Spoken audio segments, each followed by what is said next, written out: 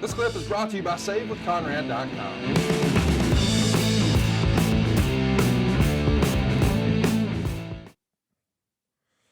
Let's talk about the next big controversy. It feels like it's following Bob at this point. There's allegations that Holly was caught taking a handful of pain pills out of Ken Kennedy's gym bag. And Holly insisted that Kennedy told him he could borrow from the bag, but other wrestlers apparently brought the news to Kennedy. They tattled that they saw it. And by the time he finds out, either because of the others egging him on or because of Holly's version of events being misremembered, Kennedy made a big deal out of it. And from here, the rumor and innuendo was that Holly's bag was taped and someone wrote thief on it. John Laurinaitis heard about Holly's outburst, had a closed door meeting with him, and Holly was sent to drug rehab. And Holly has had harsh words for those involved and for years said he would go to jail if he ever saw Ken Kennedy. And he also called Mike Bucci, aka Simon Dean, a stooge. And in a social media post back in 2013, Simon Dean responded and completely buried him. He says, personally, he was despised by all who ever met him for being an asshole bully who sucked the air out of every room he ever came into. Every person I ever knew in WWE hated the guy with good reason. He was always miserable and treated everyone like crap. From taking liberties on Matt Capitelli to beating up fellow drug addict loser travel partner Rene Dupree, Bob showed his true colors, unless of course the victim's name was Brock Lesnar, and then we all know how that worked out. He was also the biggest stooge in company history as he spent more time on the road and TV in Johnny's office than Johnny's suit coat did. If you blinked the wrong way or sneezed, good old Plug was off to the races with Johnny, Vince, Taker, or JBL. Didn't matter who. That was how he stirred up shit constantly and for no reason. Hence the reason he was there for so long. I don't care about stating the obvious due to the fact that I'm not going back to WWE. So I guess it makes me and Bob an equal. And thinking about it, I don't actually hate Bob. I pity him because he ruined his legacy and how he went out. Is Bob working as an agent or a trainer? No. Is he in TNA or any other company? No. Even the few indies I've had with him have never wanted him back. His wrestling industry Christmas card list is probably 5 people long, and no one has ever had a good word to say about him. Every agent who ever had his matches hated dealing with him and his lousy attitude. Finally, let's take a look at how Robert was cast out of the gates of WWE. Did creative have nothing for him? No. Did he refuse a new contract? No. Did he get injured? No. His dismal end came after he basically was found crawling around backstage, stealing drugs from his brothers. This had been going on for a while. So finally someone decided to tell the office that Sticky Fingers had to go. And that was that. So a scathing report here from Simon Dean. I know you weren't in the locker room. I know you weren't even running talent relations at the time, but this had to be something that you were aware of. And, I just want your opinion on the take here from what wound up happening or didn't happen with Bob and Kennedy, the whole rehab situation. And of course, Bucci's response. Well, that's a tough one. If it's true that Bob was taking things that didn't belong to him without the permission of the owner of that product, then he's got to go. Simple. It's a he said, she said type deal. You know, I'm getting this story that Bob Holly thought he had permission from Kennedy to share in his pain pill medicine. And that's a big difference than it is today. You know, guys didn't go on the road, they didn't have something to take them down. Right. You know, pain pills or muscle relaxer, Soma was a big deal.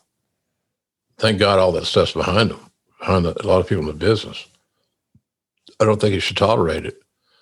There's too many good people that want a career in pro wrestling without tolerating the bottom feeders who just want a way to get away from the house and stay high. Those guys got to go. I don't care if they're the main event in your next pay-per-view. It doesn't make a shit to me. Right. That's short-term management. Can't have it. And once you set the precedent, this is what we can have and what we cannot have, then you have a little bit more sanity and somewhat of an insane business. But you know, I don't know. Anxious to hear what Bob had to say about that. But well, here you go. He wrote in his book. He says Johnny Ace and I talked about it, and I said I wasn't happy continuing if I was just going to be used as a job guy. When you're always working to put over some other guy, you don't get many programs. You don't get to work pay-per-views. You don't get to make the money. I felt like they could use me much better, building to something with other guys and letting them learn from me over a period rather than just having some green newcomer go out there, get a quick win over me, and then move on without learning anything. It doesn't help anyone in the long run, and it sure didn't help me. I told Johnny that I'd stick around if they were prepared to get behind me and start using me in a more meaningful manner. Well, it turns out that creative wasn't. They had other priorities now, and they decided I'd be better. So I decided I'd be better off screen. The door is open though. There aren't any bridges burned. So he's saying it wasn't the Kennedy scandal, but his long run here, 15, 16 years, comes to an end.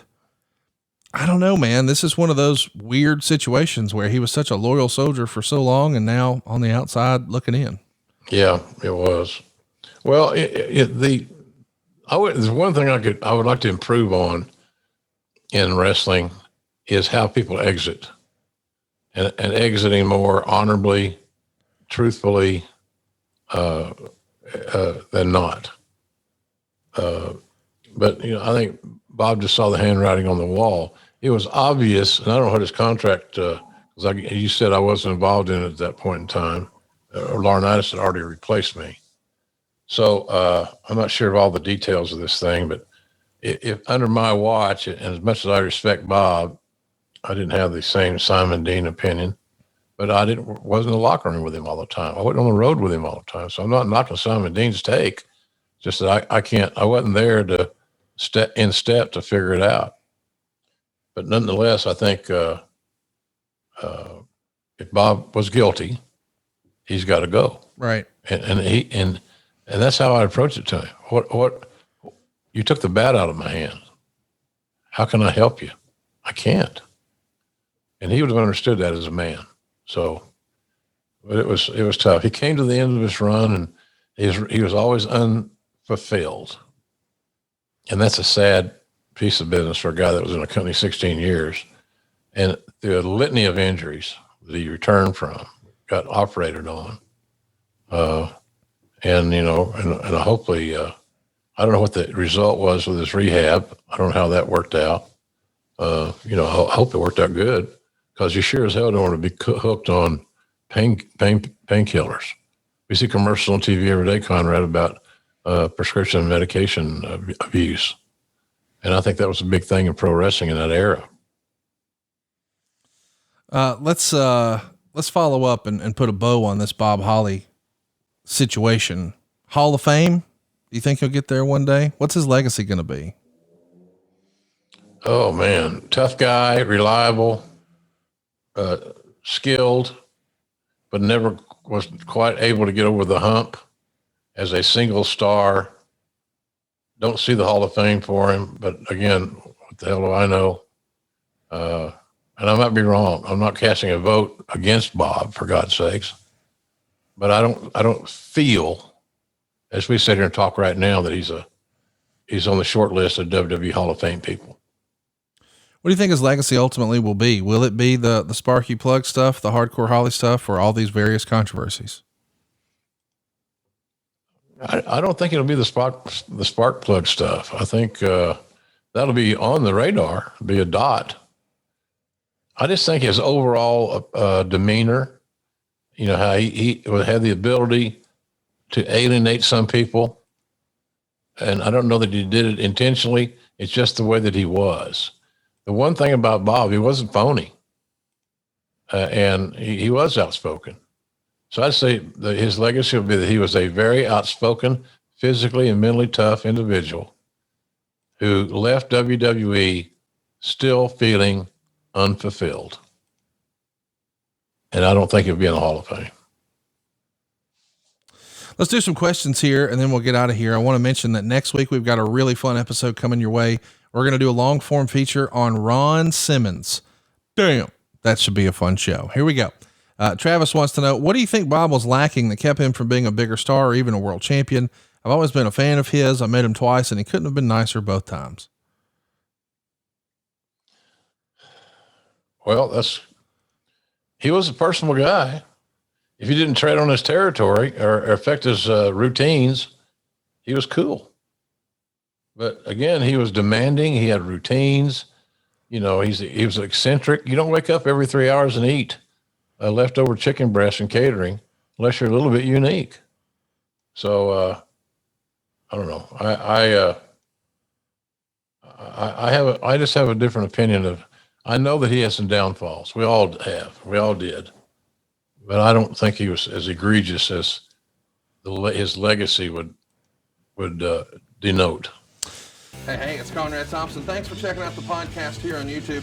Be sure to hit the subscribe button and the notifications bell so you get a notice anytime we upload some new content. And go save yourself some money right now. If you're in a 30-year loan or you have credit card debt, it's not a matter of if I can save you money. It's a matter of how much. Find out right now for free at SaveWithConrad.com.